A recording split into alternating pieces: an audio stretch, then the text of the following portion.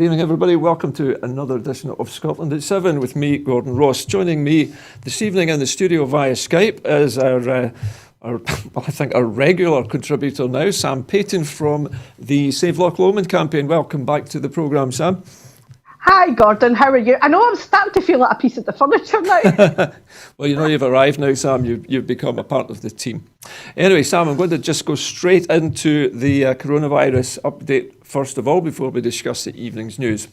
As of 2 o'clock today, a total of 281,741 people in Scotland have now been tested through NHS Scotland labs and the UK government regional testing centres.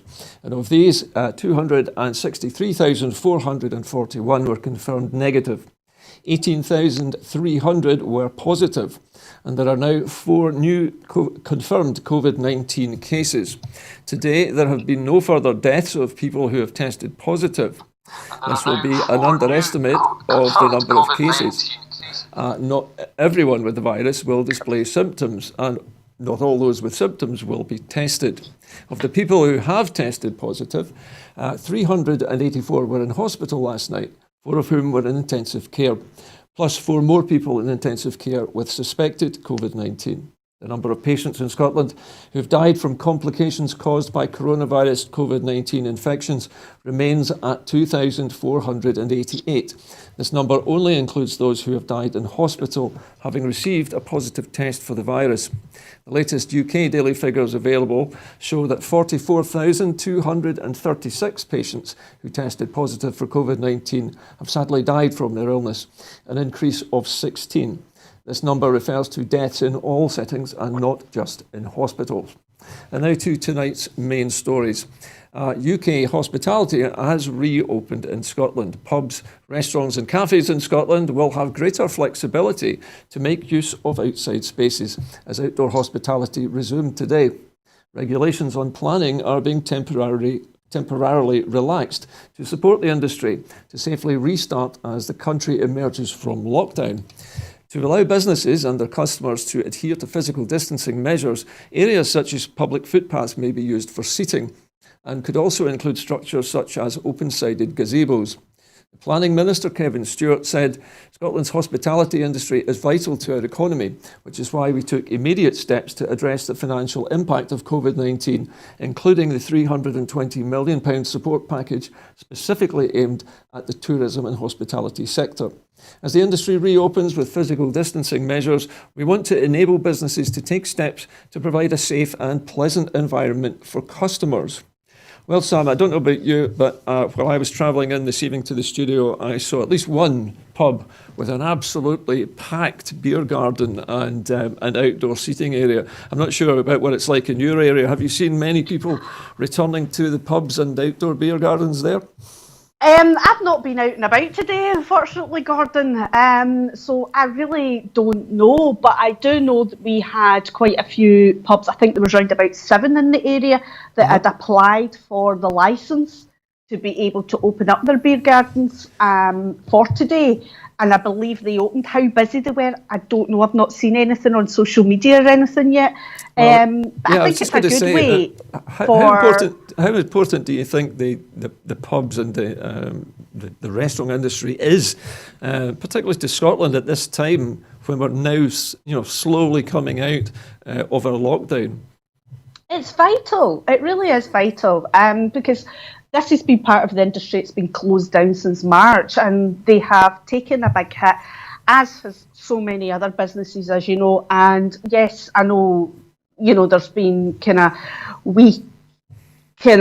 help out there from the UK government and Scottish government, but however, it's still not the same. But yeah, it'll help to save people's jobs because there were so many people in the hospitality sector, as you've probably seen yourself, Gordon, that were threatening to actually pay off staff. Yeah, it was getting pretty desperate.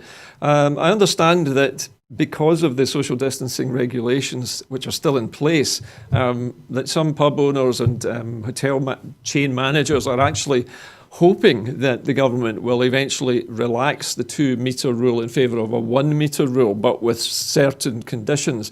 Now, as far as I understand it, that hasn't taken place yet. But do you think you would be in favour of that if the correct sort of conditions were there? Well, the thing is, as we've seen with the scenes that were down in London at the weekend. Yes, those are mostly outdoor, are they not? There is no, when people are drunk, there is no, they've not got an idea, they don't comply to social distancing, because I know when I've had a couple of drinks in me, I want to go and cuddle everybody, so I think that's part of, your inhibitions are lowered, so I think it's going to be quite difficult to police and manage, and I think as well, and our culture as well, in terms of going to the pub and drinking as well, it's going to be very difficult to manage. Well, I was was actually reading several reports today from restaurateurs who were asking if it was possible to relax the 2 metre rule.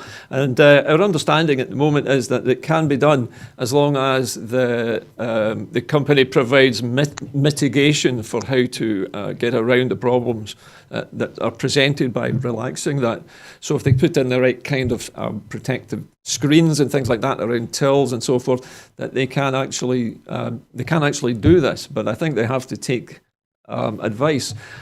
I don't know about you, Sam. If I'm eating, I do like to be in a group, and I think most of us like to sit fairly close together. And I think as long as we're in the same household, I think that would be relatively safe. Do you have a view on that?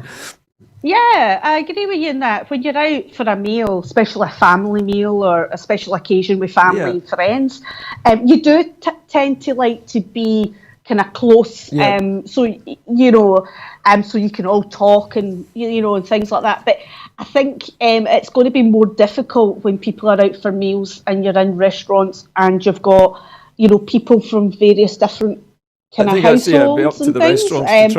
I really don't. How are they going to mitigate that? I don't fancy going to a restaurant and having a big screen splitting you up from. I think that's not what you go for, So I don't know. It's going to be difficult. They need to find ways round about it. Of course, some people are actually allowed to sit at the same table as the rest of their household. I think the problem is that they need to separate that table of individuals from the next one.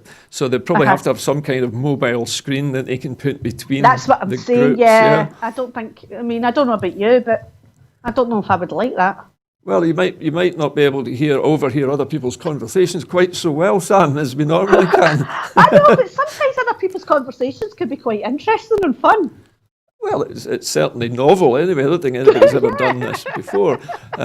I feel very sorry, I think, for the restaurateurs and the bar owners who are having to try and put this in place and police it. And I think particularly the bar owners must have the hardest job of all. As you say, when people have had a few drinks, their sense of proportion, their sense of social behaviour tends to go a bit astray, doesn't it?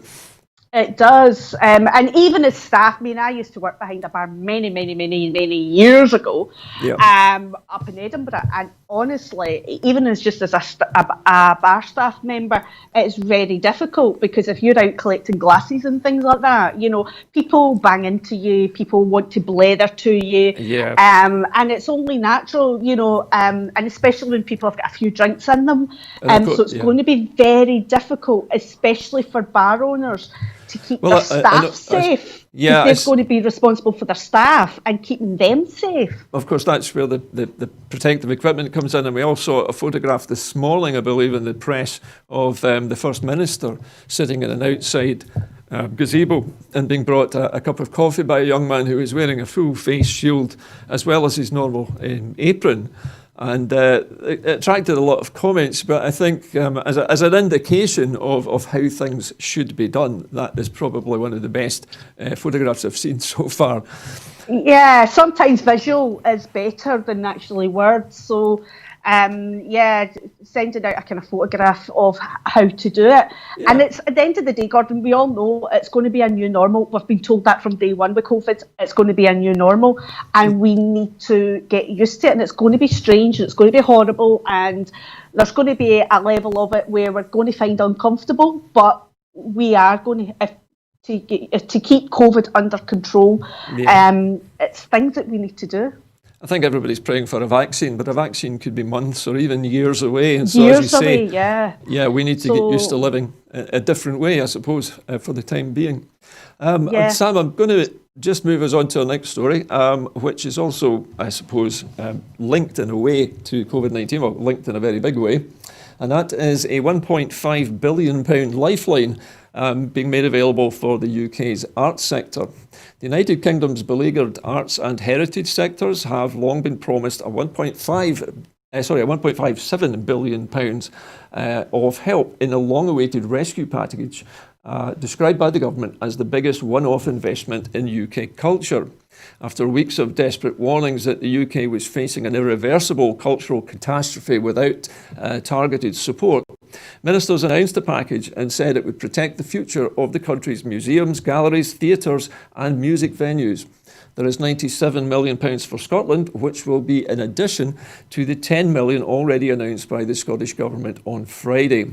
The package includes, across the UK, £1.15 billion support pot for cultural organisations in England, consisting of £270 million in loans and £880 million in grants. There is also £100 million of targeted support for England's national cultural institutions and English heritage. A further £120 million of capital investment to restart construction on cultural infrastructure and for heritage construction projects in England, which were paused because of the pandemic.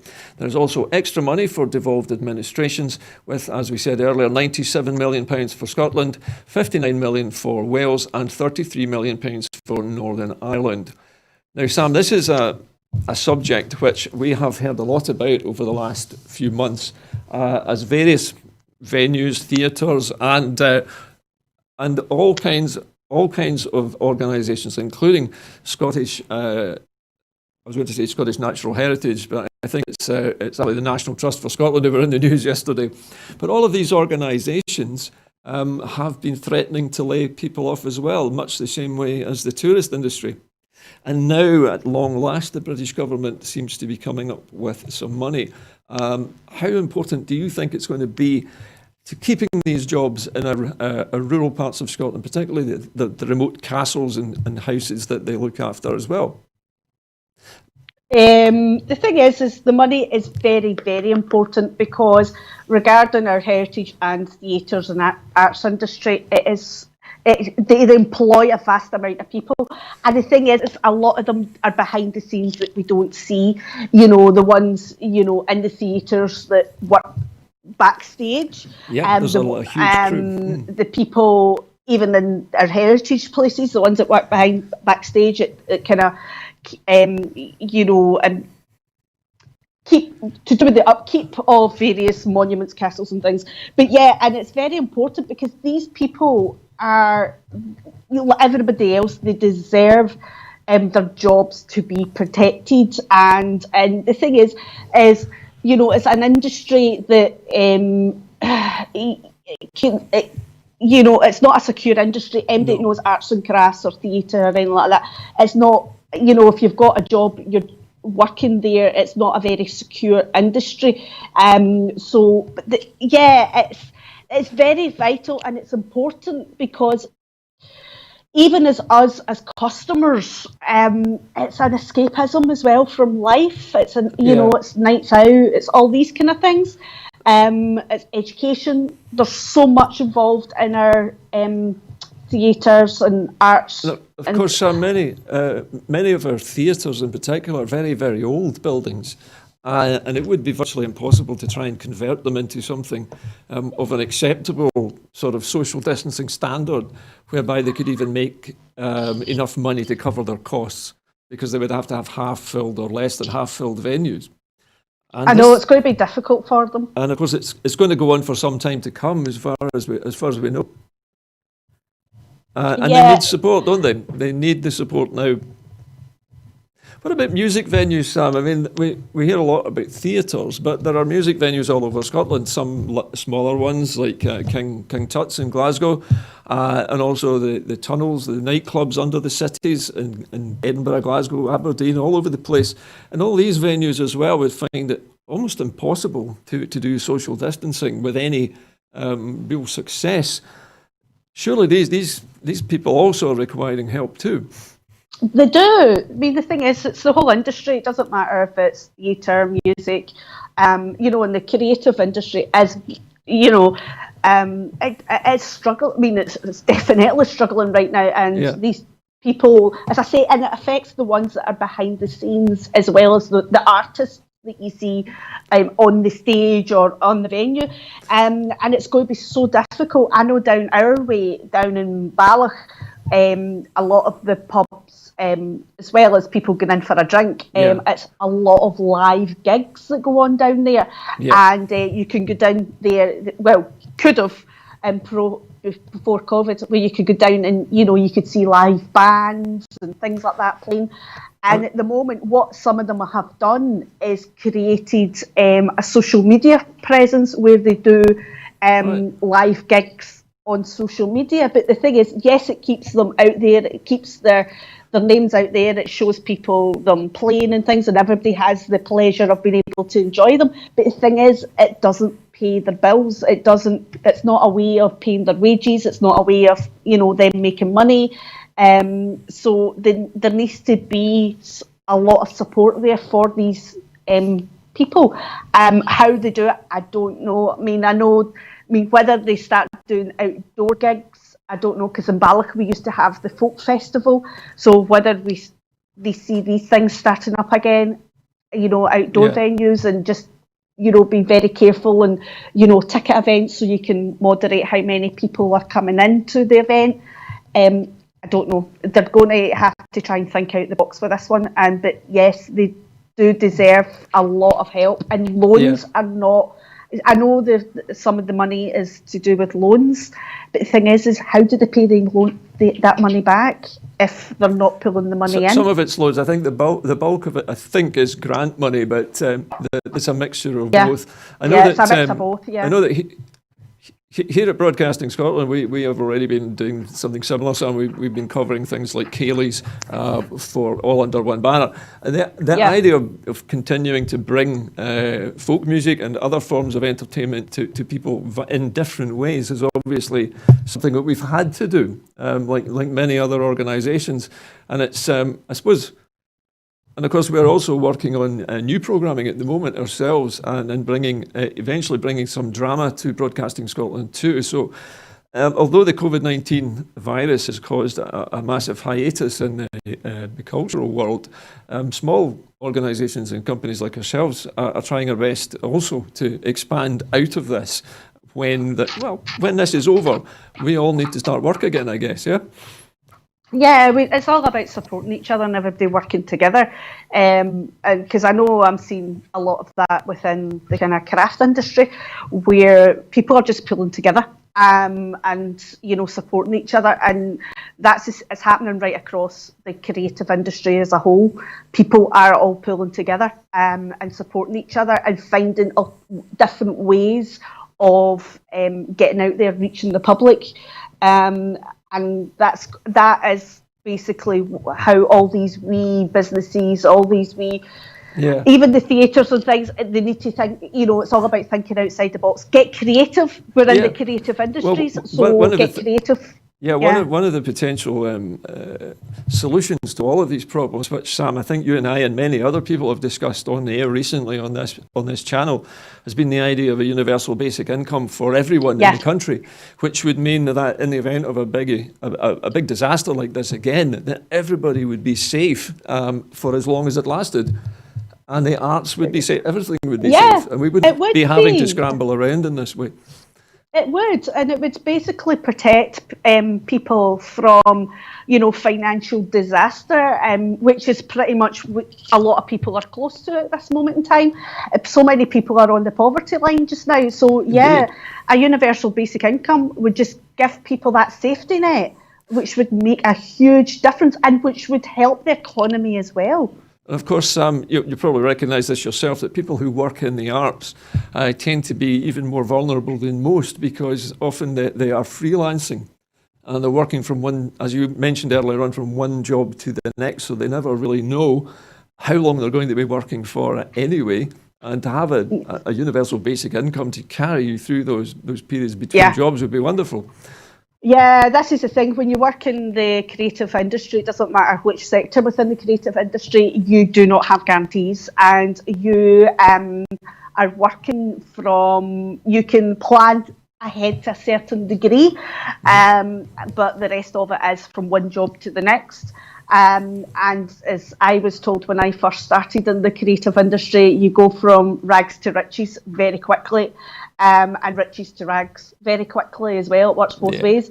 So it's learning to adapt, and that's why in the creative industry, everybody's very, very supportive of each other, because we do recognise that it can change so quickly, but with COVID, that's just not everybody for six, because again, nobody expected that. It's just, and it's something that nobody's ever dealt with before.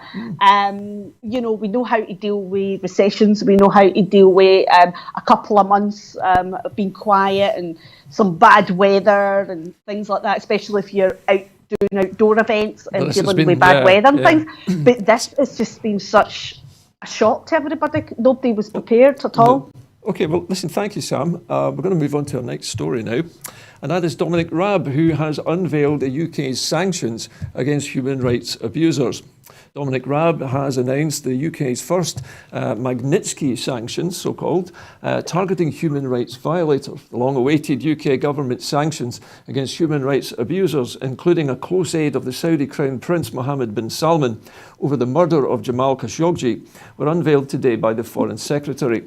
The measures announced against individuals in Saudi Arabia, Russia, Myanmar and North Korea include asset freezes and travel bans, and represent the first time that the UK will alone name and penalise individuals and organisations accused of human rights abuses.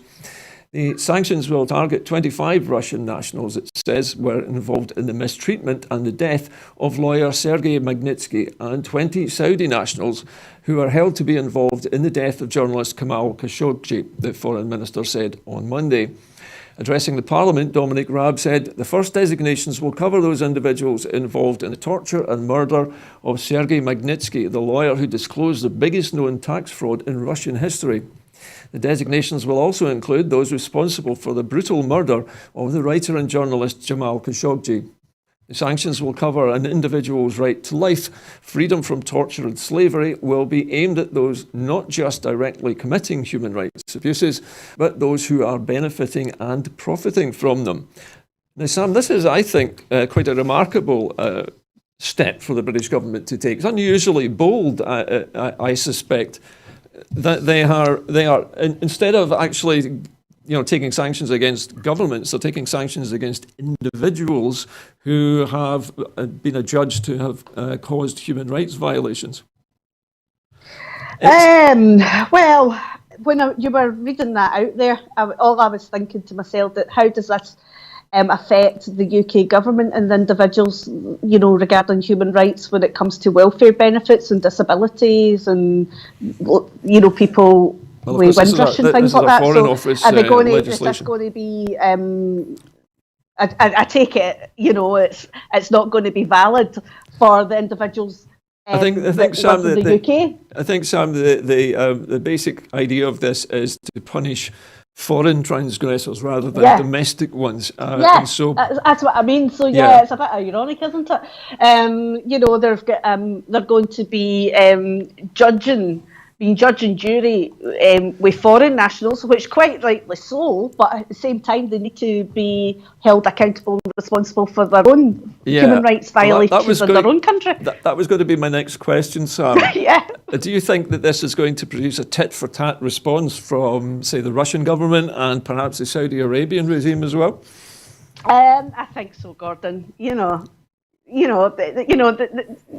UK government's not exactly as white as snow, is it?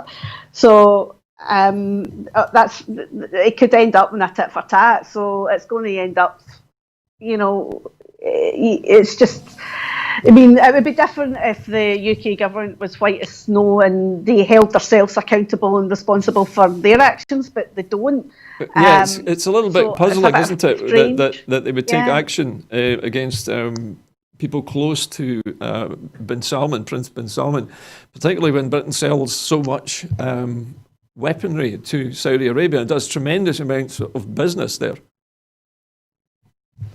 You know, and I understand that the Saudi Arabians have already taken action against the very same people that the British government is targeting, which is a bit odd. Well, maybe that's them trying to cozy up to Saudi Arabia then. Well, it's possible that the Saudis are just trying to find somebody to blame so that they can put this to one side and get on with normal international relations. But as I say, this looks like it might be replacing, to some extent anyway, some of the human rights sanctions which the European Union might normally have put in place. What's your view on that? Do you think that's the case? It probably is. At the end of the day, they'll be getting lobbied regarding the human rights sanctions, and quite rightly so. So we all know when Brexit happens, we're losing the umbrella of the EU and the protection that gives. So it's a possibility that's what they're doing, yeah. Yeah, it struck me that the way they're behaving, or the way the British government is treating these alleged abusers, is a little bit like the way they would treat criminals, where once they've discovered who they are, they want to take their money off them, you know, get rid of the ill-gotten gains, not allow them to have that money, so they freeze the account, and then prevent them from travelling into and out of the United Kingdom, so they can't come here anymore as well. It's I mean, as sanctions go, it depends on where you live. But if you lived in Saudi Arabia, I guess not being allowed to go to London is not an enormous punishment. No, it's not, is it? It's like, no, it's not. It's just a bit strange. As I say, I just find it a bit strange, you know, because as I say, our UK government's not exactly as white as snow themselves. But yeah, in theory, yeah.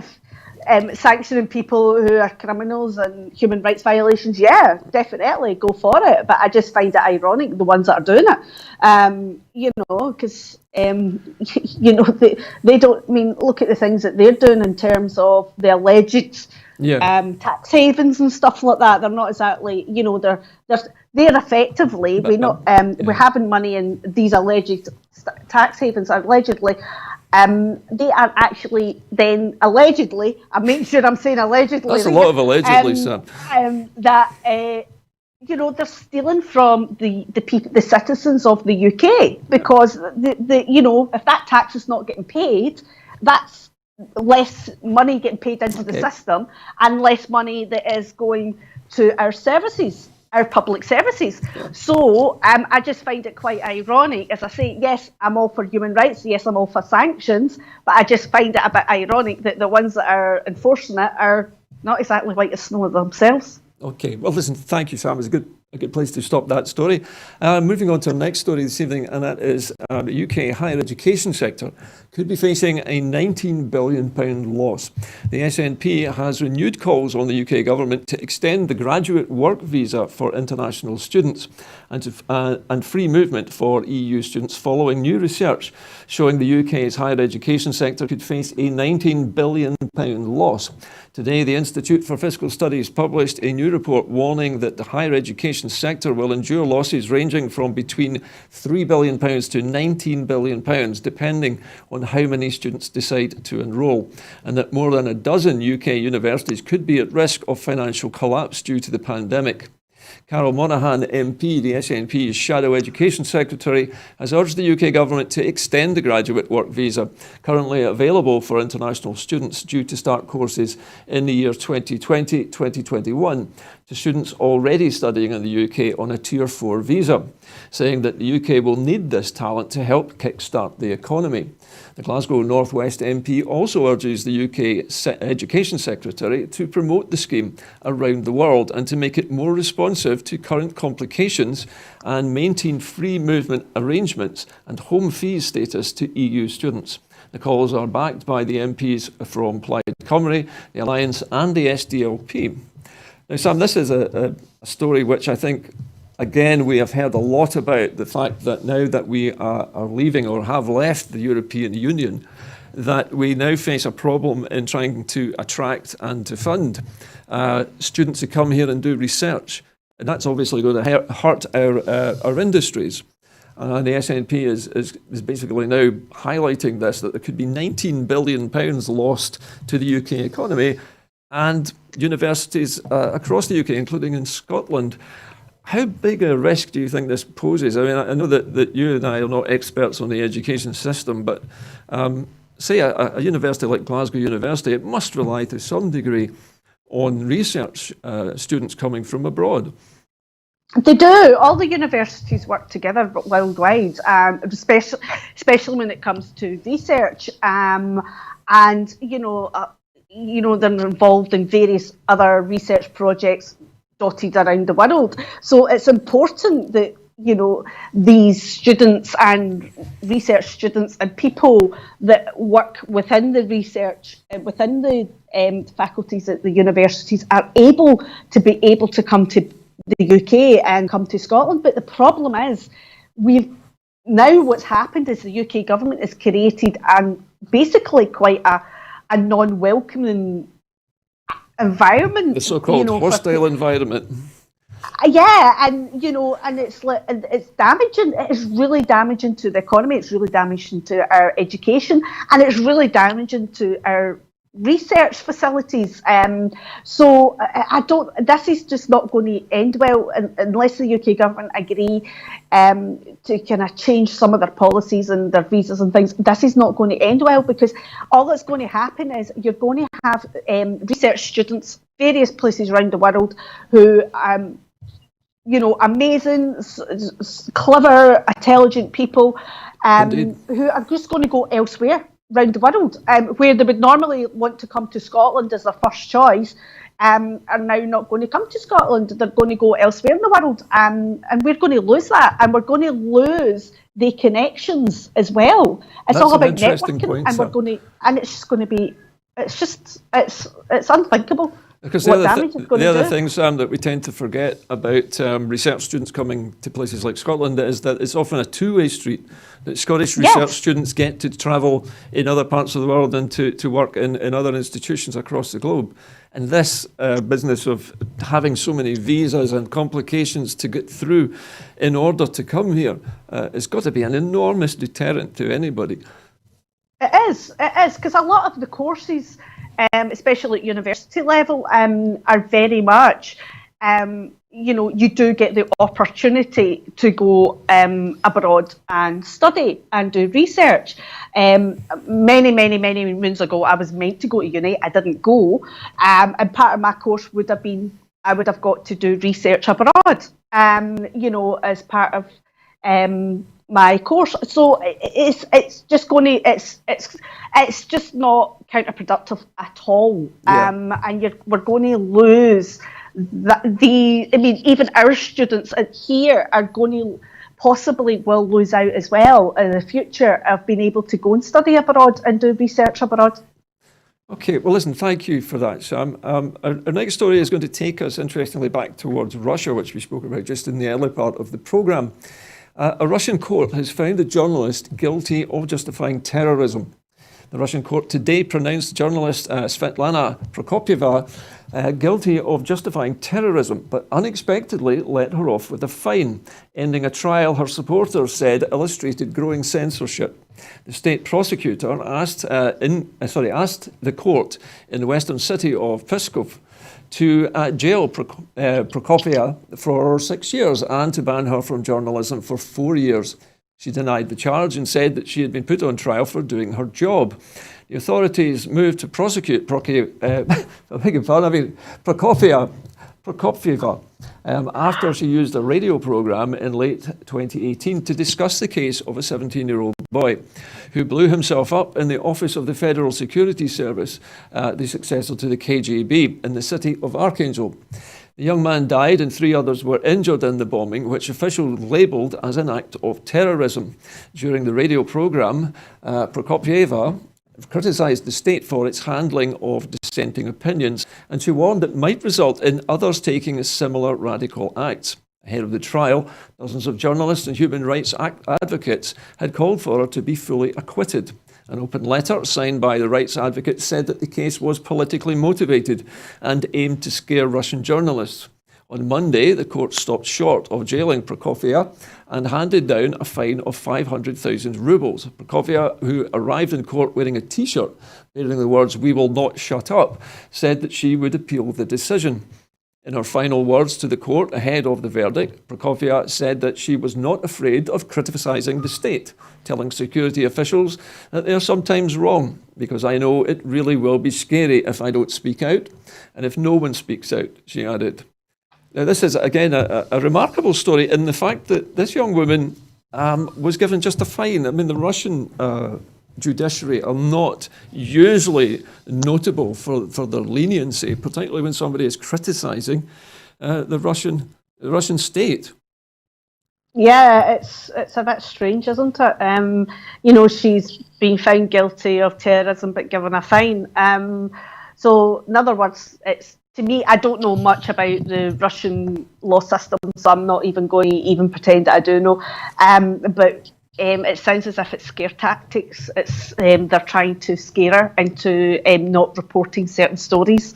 That's the way I would take that, rather than the fact that it's terrorism. But at the end of the day, if she's reporting on a case or a story, as long as she's reporting facts, that is journalism. But the problem is with some governments, what they view as terrorism, they can use that in a way to scare journalists off. When if she's turned around and said it's not going to keep her quiet, then good on her. I think standing up to them. It sounds from the way that the charges were worded that it wasn't that she was trying to promote terrorism. It was the fact that she was saying that it was justified in some cases, or that there might be more terrorism if people are not allowed to speak out about it. And I think it's difficult, isn't it? Because we all condone terrorism, but sometimes and it's wording it. It's the words that you use as well, and that can be a problem. It can. Which Sam, I was just hearing there somebody telling me that since 1992 there's been 58 Russian journalists killed, presumably for stepping out of line. But the fact that they've just been murdered over the years has obviously not deterred this young woman from speaking out. Yeah. That's the thing. It's that's quite. Obviously they're feeling threatened by journalists, and basically again it's scare tactics, isn't it, to try and keep journalists quiet and stop them from reporting the facts. Sam, do you think this was just a warning shot then, that they were trying to make an example of her, but not actually jail her this time? I think it is. Gordon, I think it's scare tactics. To be accused of terrorism and then just given a fine, I think it's scare tactics to try and kind of frighten her off. And the best thing, the best thing that, any strong-willed person who is interested in reporting the facts would basically keep on reporting the facts, regardless. Well, of course, we've just been been reporting on the fact that people like Jamal Khashoggi was murdered. Exactly. By Saudi Arabia. Good on her and well done to her for standing up. If she's reporting the facts as they are, then she's doing her job right as a journalist. And it's disgusting that the state is actually terrified of that and trying to basically shut her down. And that's what they're doing. It just seems slightly odd that they would back off from punishing her in the usual way of imprisonment, or actually having her eliminated as a nuisance. Do you think perhaps since the Russian president, Mr. Putin, is up for re-election soon, do you think he's trying to curry favour a little bit with the public by showing some leniency? Do you think there's some political motive for why they didn't stamp down harder on this young woman? It's a possibility. The thing is, Gordon, we all know fine well they don't do anything without reason. It's just finding the reason and finding out why. Or is it she just knows somebody, she's related to somebody or knows somebody? It's a possibility. That there's that. Or is it the fact that she's got too much of a following abroad as well? She certainly seems to have a lot of support. Many international eyes on it and too many questions getting asked. Is there that? There's a lot of different reasons, but we know fine well that they don't do anything without reason. So there is a reason why they've been lenient on her, and I just hope she manages to stay safe in the future, because I think that's the kind of danger there. Okay, Sam. Okay, so we sort of think this is perhaps just a warning shot at the moment. Yeah. Okay, definitely. To our next story. This one takes us to Catalonia, and Barcelona's Sagrada Familia reopens for key workers. Barcelona's Sagrada Familia reopened on Saturday, giving frontline workers the chance to have a usually tourist-packed landmark all to themselves in recognition of their efforts during the coronavirus pandemic. People took photos and listened to the audio guides after the Archbishop of Barcelona, Juan Jose Omella, led representatives of healthcare workers into the church. The basilica, designed by architect Antoni Gaudí, closed 4 months ago, but for the next 2 weekends it will be open to essential workers, including those in healthcare, the police and NGOs, who will be able to explore without the usual crowds. The goal is to recognise and pay tribute to Barcelona residents, especially those who have been in the front lines fighting and working to prevent COVID-19, according to a statement on the Basilica's website. So, Sam, this is a good news story. Obviously, the authorities in Barcelona are recognising the hard work of people who've been working to try to beat the coronavirus in Catalonia, and as a reward for this, they're allowing these frontline workers the run of one of the most popular tourist attractions in the whole area. Yeah, it's a lovely gesture. At the end of the day, they deserve a wee treat, and they deserve more than that. I think all the frontline workers deserve a huge pay rise, and in Catalonia, the frontline workers there as well deserve a huge pay rise as well. But I think it's a lovely gesture, and I hope they get spoiled rotten. I hope when they're there, they get spoiled, and champagne and things like that, and and a really nice time. Well, it certainly looks that way. They're even being guided through after the Archbishop is actually leading them into the building for the first time. So the Basilica is very famous. I mean, architect Antoni Gaudí is a very, very famous architect, and there are many of his landmarks across Spain and Catalonia. How important now do you think it is to Spain and to Catalonia for the tourist industry, particularly now Barcelona, which is a major, shall we say, a major centre of culture, which people like to visit, to have something like this open again? Yeah, it's the same way right across the world, getting our kind of culture back and getting, these tourist places, because at the end of the day, that's how a lot of the businesses in Catalonia and Barcelona make money. And without the tourists, there is no money circulating, or there's very little circulating. Yeah. It'll be the same here as well for Edinburgh and things like that as well.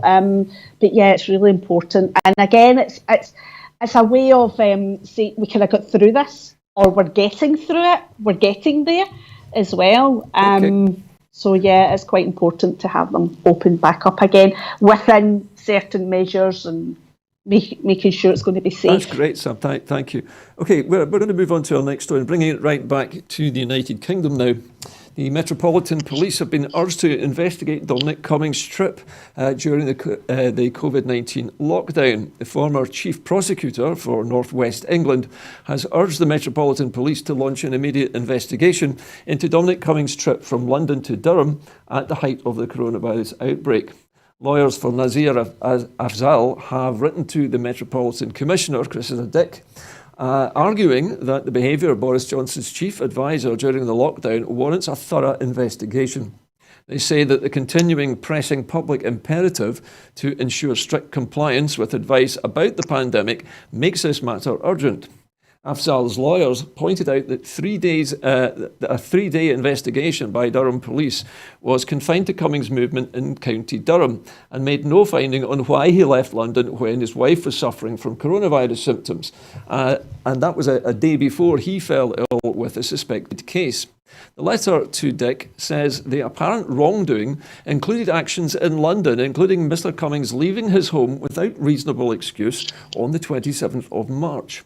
Afzal, whose brother Umar died of coronavirus on 8th of April when he was self-isolating at home, has become the figurehead of a legal campaign to ensure that Cummings' alleged lockdown breaches are fully investigated.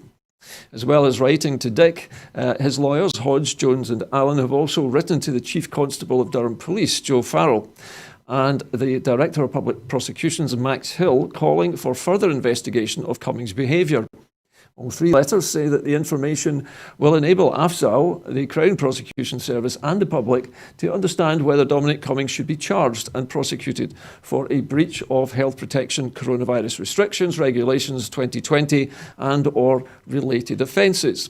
They point out that a number of public authorities, including the police, have suggested Cummings' bending of the rules had undermined the importance of the compliance and made the task of the police enforcement with the public more difficult across the country. Sam, I know that you will probably have strong feelings about Mr. Cummings, but this is coming from much higher up the echelons of power, it seems, from another senior police officer, it seems, who wants Mr. Cummings' activities thoroughly investigated. Yeah, it sounds as if he wants his head on a plate served.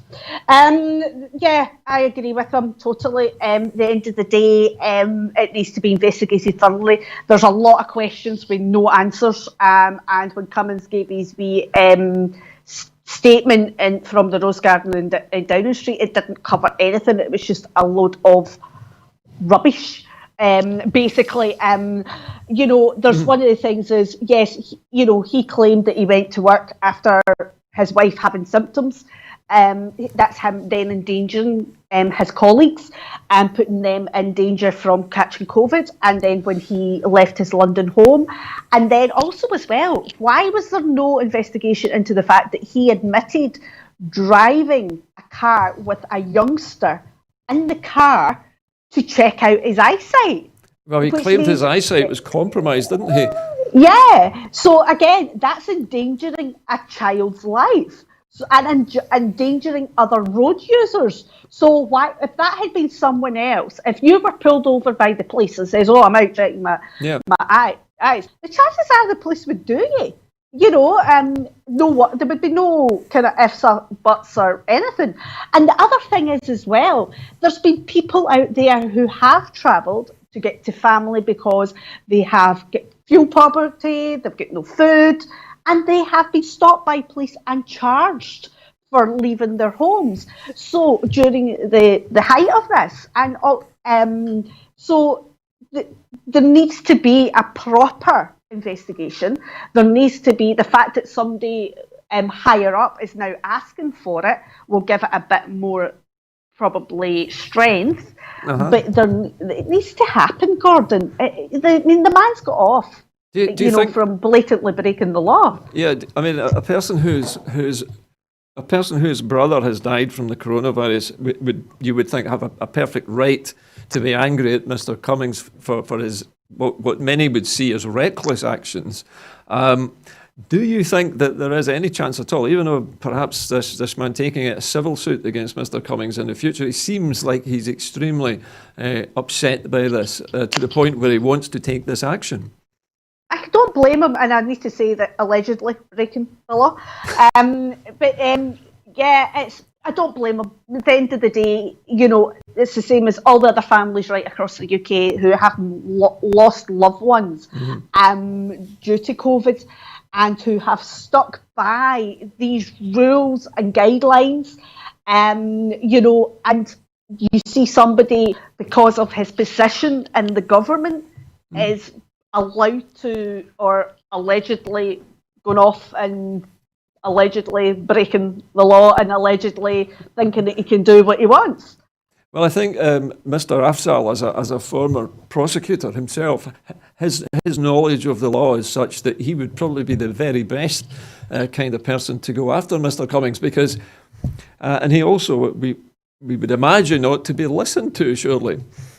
Yeah, but that's the thing. That's what we need. Is we need somebody like him to go ahead to push this, because at the end of the day, there needs to be a proper investigation, and if it's found that Dominic Cummings broke the law, he needs to be held responsible and accountable, because it just made a joke out of the whole guidelines and everything that what the UK government, what Scotland, what Wales and Northern Ireland were trying to do, and the whole point was to contain the virus and suppress the virus. And what he done, and what his statement done, and how Boris Johnson reacted to it, and all the other members of the government, whether it was in Scotland or England, Wales, whatever, they basically made a joke out of it. They took away the seriousness of this. And you've seen people reacting differently to and responding differently to guidelines after that. And they did effectively put people's lives in danger because they tried to change the wording. They tried to twist the wording of the guidelines. They tried to basically manipulate the situation, and it was so wrong to do. Well, listen, thank you, Sam. It was a very good way to finish that story. We're now moving back again into COVID-19 territory, and Dumfries and Galloway, the COVID-19 cluster. Now, following a cluster of coronavirus COVID-19 cases last week in the Annan and Gretna areas of Dumfries and Galloway, local restrictions remain in place today, with a further update provided tomorrow. People in the area have been complying with the advice there, and there was no significant increase in travel over the border during the weekend. The current restrictions include travelling no more than 5 miles for leisure purposes and care home visits not being permitted. The Deputy First Minister, John Swinney, chaired a meeting of the Scottish Government's Resilience Group today. Now, Sam, this event, as it were, this is happening down at Gretna and Annan, seems now, at least, to look as if it might be contained, at least by the current restrictions put there. But we're now waiting for another update tomorrow. I haven't been watching the news on this personally, on this particular part of the outbreak, but it seems to me that they're just wanting to hold things in place for the time being. Is that your understanding? I think so, and I think there's not much else they can do. And this is what will probably, they keep telling us that this is something that might happen a lot of in the future, localised lockdowns, as a way of suppressing and containing the virus. And it just so happened that Gretna and Annan were the kind of first areas but for it to happen. Of course, the system did work on this occasion. That lockdown happened. The test and trace appears to have worked properly, as it was supposed to do. And hopefully, with a little bit of luck, tomorrow we might hear more about when the restrictions will be eased again. Well, the thing is as well, Gordon, taking the kind of a bit of a kind of silver lining out of the cloud in this. Depending on our update tomorrow, it's shown that the system's working, which will give people more confidence in terms of if we need to go into more localised lockdowns at later dates, people are going to adhere to the guidelines and the restrictions, and they will fight, because if they know it's going to work because it's worked somewhere else, people are more likely to comply.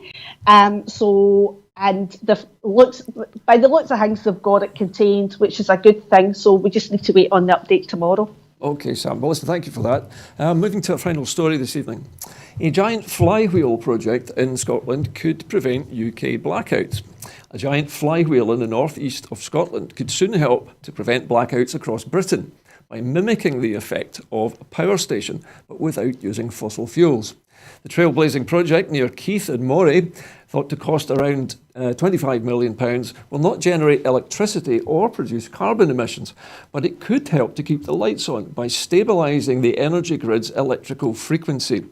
Currently, if you pardon the pun, the National Grid Electricity System Operator, ESO, is forced to shut down wind farms and run gas power stations even when there is more than enough renewable energy to meet Britain's electricity demands, in order to keep the grid's frequency steady.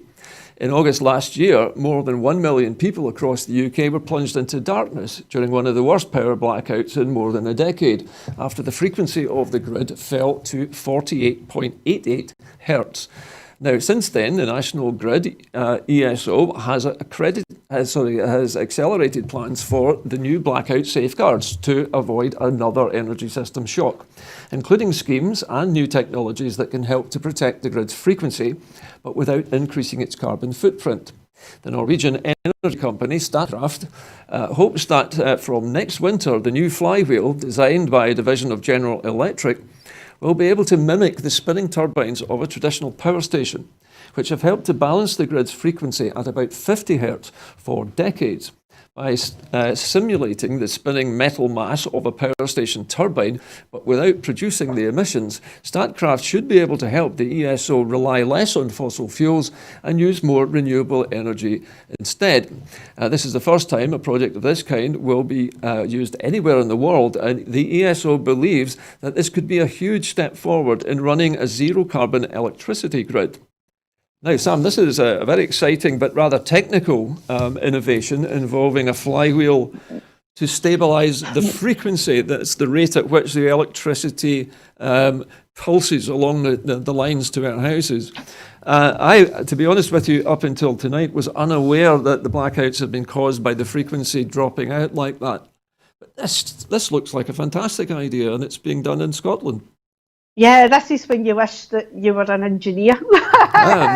But yeah, it does sound really good. And yeah, I didn't know that either, Gordon. I just know I don't know about you, but we've not really had many, but we don't really get blackouts. What we get is quite a lot of surges. Yeah.